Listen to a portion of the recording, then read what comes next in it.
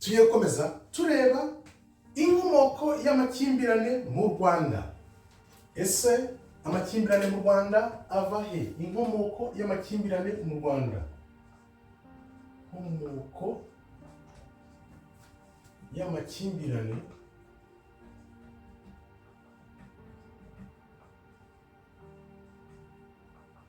mu Rwanda.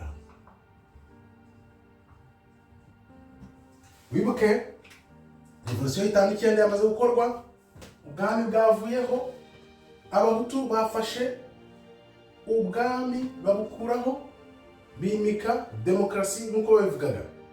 Dukomeje rero gusoma igitabo uko ijuru ryagerageje mu Rwanda mu mwaka w'1994, jenoside yakorewe abatutsi. Byagenze gute? Iki ni igitabo nahawe mu mwaka wa 2014, gisora muri 2020. Imana yagerageje u Rwanda kubera ko 95% by'abantu mu Rwanda bavugaga ko bakunda Imana, bizera Imana, bemera Imana. Byagenze gute? Akaba aricyo kibazo twibaza. Reka turebe rero inkomoko y'amakimbirane. Wibuke ko abatutsi bamaze kwicwa, abandi barameneshwa bahungira ishyanga muri 1959. Ni ukuvuga ngo ikibazo k'ututsi ntabwo cyari ikibazo cyo mu Rwanda gusa, cyahise kiba ikibazo mpuzamahanga kubera impunzi z'abatutsi zari zarahunze. Hahise hatera ubuhunzi, nuko ikibazo cyafashe intera, aho kugira ngo gikomeze kibi cyo mu gihugu gusa, kiba ahubwo ikibazo mpuzamahanga nk'uko tugiye kubibona.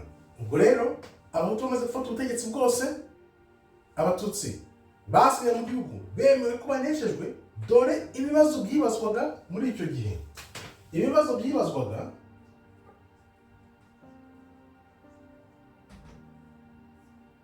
icya mbere, hibazwaga niba abahutu bazahita bihorera ya myaka bavuga 400 bakandamijwe. Imyaka 400 ese bazahita kwihorera? Imyaka 400 bavuga bakandamijwe, ese bazimika amahoro hagati y'abahutu n'abatutsi? Amahoro, gahunda yabo yari iyihe? Agenda yabo? Mbese urabona ko abantu muri icyo gihe bibazaga ibibazo. Ese barahita bihorera? Bararenga ibyo bibazo se? Bimika amahoro mu bantu, bumvikanisha abantu? Gahunda yabo ni iyihe? Tubatezeho iki? Urumva ko icyo gihe hari abahunze, hari abari ku butegetsi, hari abaturage, bose bari kwibaza ibyo bibazo. Igikurikira ni iki? Nibwo rero kuwa 29 z'ukwa gatatu mu 1964, Kayibanda yakojeje agati mu ntozi yishongora ku batutsi bari barahunze, avuga ngo ubutegetsi ni demokarasi. Ubutegetsi ni demokarasi. Demokarasi.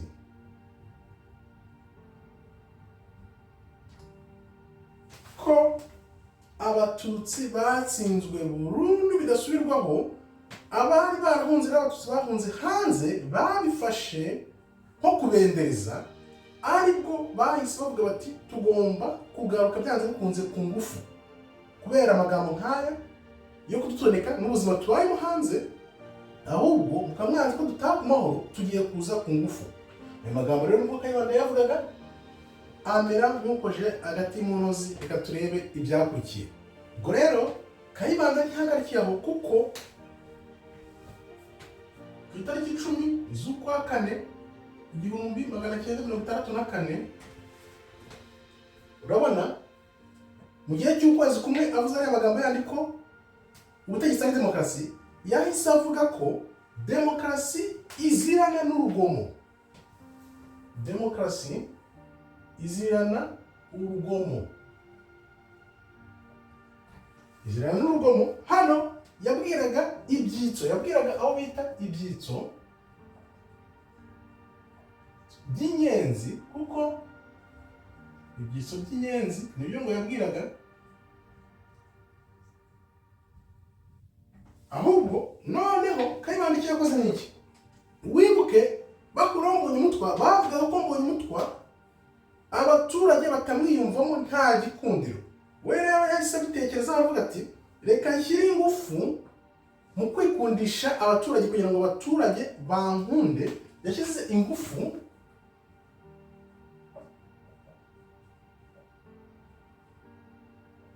mu baturage kugira ngo bamukunde. Aribwo yababwiraga aya magambo kugira ngo nyine abereke ko bari kumwe. Ariko wibuke abaturage nk'uko tugiye kubibona bari bakiyumva mu mwami kuko batari basobanukiwe impamvu n'ukuntu umwami yavuyeho. Kayibanda rero yari azi icyo Mbonyumutwa kubera cyo bamuvugaga, bamurigaga ko adakunzwe, nta gikundiro, adakwiye kuyobora u Rwanda. Yaravuze ati okay, reka mpite nigarura imitima y'abaturage mbereke ko mbitayeho, noneho twivuna umwanzi wacu ushaka gutera uri hanze n'ibyitso bye ari byo inyenzi zavuga ngo zizakoresha kugira ngo zigaruke. Aribwo yavuze ari amagambo ko ubutegetsi buri muri demokarasi buzirana n'urugomo. Icyo gihe yatanga message ku bari hanze avuga ko ubutegetsi ari demokarasi, n'abari mu gihugu ko demokarasi izirana n'urugomo, kugira ngo abantu babone message barekeraho gukora ibyo barimo cyangwa batekereza, kuko wibuke bari baranze ko bataha mu mahoro. Ubwo rero ko byaje kugenda abatutsi bari hanze nabo izo mvugo za Kayibanda zabakozeho ku buryo bahise batangira kuvuga ngo tuzatsinda, tuzatsinda. Noneho biba n'akarusho bahita bohereza udupapuro mu gihugu. Bohereje udupapuro aribyo bita za tract ko bazatsinda byanze bikunze, bazatera igihugu bagatsinda. Wibuke abaturage nyamwinshi, Rwanda nyamwinshi bose barakiyumvamo ko umwami ari we ukibayobora, kandi abatutsi bari barahunze bumvaga ko byanze bikunze bazagaruka, kuko bari bazi neza uko abaturage biyumvira bakiyumvamo umwami. Ibi bintu abari barahunze bari babizi neza, ariyo mpamvu bashaka gutabaza vuba vuba bigishyushye kugira ngo ubutegetsi bukomezeho. Ariko Kayibanda nawe yakomezaga baha izo gasopo avuga ko batagomba gukomeza kwita kuri abatutsi bahunze. Ni ukuvuga ngo abatutsi bari hanze bazi neza ko abaturage mu gihugu bo bagitekereza muri ya mitekerereze y'umwami. Noneho bo bumva ko umuyobozi w'abakiri umwami, noneho abatutsi bari hanze bakavuga bati komeze gutya abaturage bagifite iyo mitekerereze ariko bindi bigaruka kuyoza bwonko abantu bafite. Abatutsi bari hanze nabo baravuze bati okay, reka nkwereke, reka dufatirane vuba vuba, ariko bashaka kutabatera vuba ngo batere bahite baza bakomeze babe bayobora, cyangwa se abaturage bongere babiyumvemo. Urumva rero ko Kayibanda yarahanganye n'ibintu byinshi, we aracyari kubyina intsinzi mu gihe afite ibyo bibazo hirya no hino, n'abaturage batari kumwumva cyane ari gushyiramo ingufu kugira ngo bamwiyumvemo. Noneho n'abahunze bari kuvuga bati reka dutahe, waza dutahe amahoro, tugiye kuza ku ngufu. Urumva ko Kayibanda nawe ntabwo yari yorohewe na gato. Nubwo tumaze kubivugaho rero, Kayibanda yari ari kubyina intsinzi, ariko noneho yirengagiza ikibazo cy'impunzi. Amaze kukirengagiza rero nibwo bavuze bati tuzataha ku ngufu. Abatutsi rero bari hanze bo bumvaga ko bazatera bagafata agace gato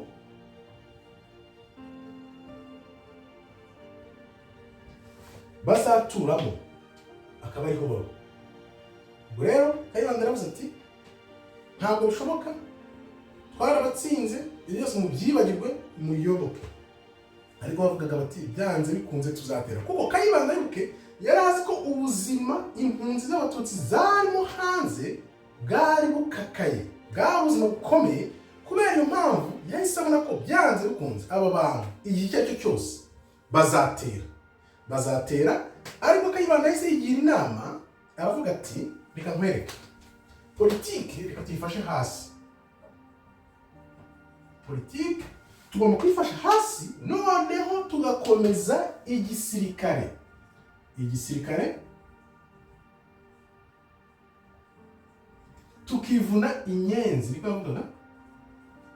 Ariho aya magambo inyenzi zaturutse, nubwo wenda bashobora kuba bita inyenzi, ariko Kayibanda yahise avuga ati reka politiki tuyifashe hasi, dukomeze igisirikare, noneho twivune inyenzi n'ibyitso byazo, tubitsinde burundu, kuko ibyo kugaruka byo ngo batuzwe ntabwo yabikozwaga, kuko yaravugaga ati twarabatsinze. Ubwo wumve n'umwuka wari uhari, ibyo babonaga wenda by'imyaka 400 yagarukaga, uko bategetswe, uko babonye ubutegetsi, umuntu aracyari kubyina intsinzi, kugira ngo umwereke ko yagutsinze, ngo uhite ugaruka mutegekane. Ndumva ari ibintu bitashobokaga. Kayibanda nawe rero yarabirebye aravuga ati reka mbakumira, ahubwo mbaheze hariya, niba natera dukora igisirikare tuzabatsinde. Nuko yabyumvaga, yumvaga ko byanze bikunze yabatsinze.